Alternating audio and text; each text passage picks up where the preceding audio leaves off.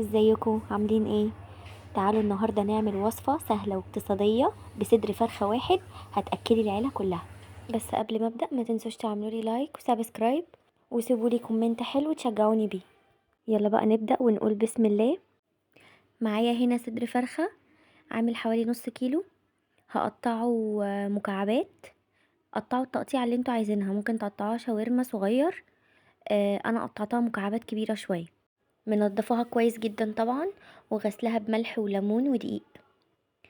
بس هقطعها بقى كده مكعبات. وهجهز كمان شوية خضار كده. قطعت كده 3 طماطميات. طبعا الكميات بقى كل واحد براحته يحط الكمية اللي هو عايزها. هقطع كمان شوية فلفل اخضر، وممكن كمان تحطوا فلفل حراق، بس انا عندي في البيت مش بيحبوا الحراق قوي فما حطيتش. هقطع كمان بطاطسايه كده.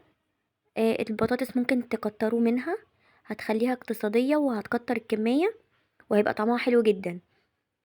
انا حطيت بطاطسايه واحده بس، بعد ما خلصت الاكل كنت عايزه ازود تاني، فزودوا بطاطس هتخليها اقتصاديه وهتكتر الكميه وهتبقى حلوه جدا.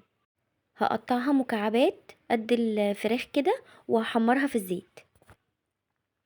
الصوص بقى بتاع الفراخ هينزل مع على البطاطس كده وهيبقى طعمها حلو جدا.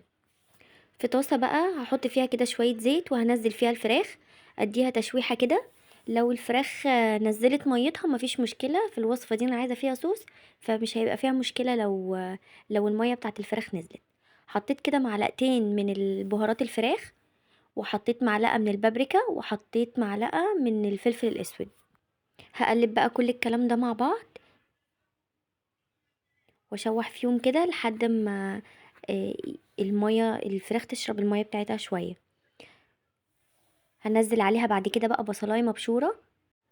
البصل لو متقطع شرايح هيبقى حلو جدا برضو، بس انا عشان مش بيحبوه عندي باين فبشرته. لما تشوح كده شويه حطيت معاهم الفلفل الاخضر، وحطيت كمان نص فلفلايه حمراء ونص فلفلايه صفرا. هشوحهم بقى كلهم كويس مع بعض، ولما ياخدوا تشويحتين كده على النار هنزل عليهم بالطماطم.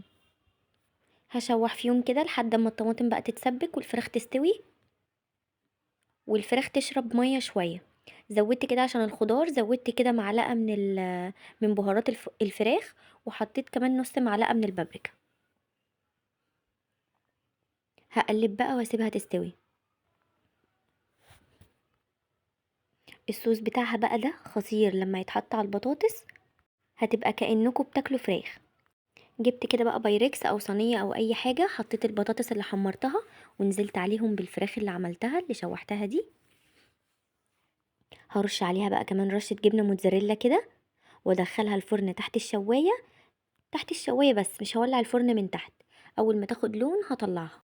ممكن بقى تعملوا جنبها شويه رز بشعريه او رز اصفر او بسمتي، اي حاجه. احنا كلناها فينو وعيش. وكده نبقى خلصنا وصفه النهارده، وصفه سهله وسريعه وحلوه جدا. جربوها وقولوا لي رايكم، لو عجبتكم ما تنسوش تعملوا لي لايك وسبسكرايب. باي.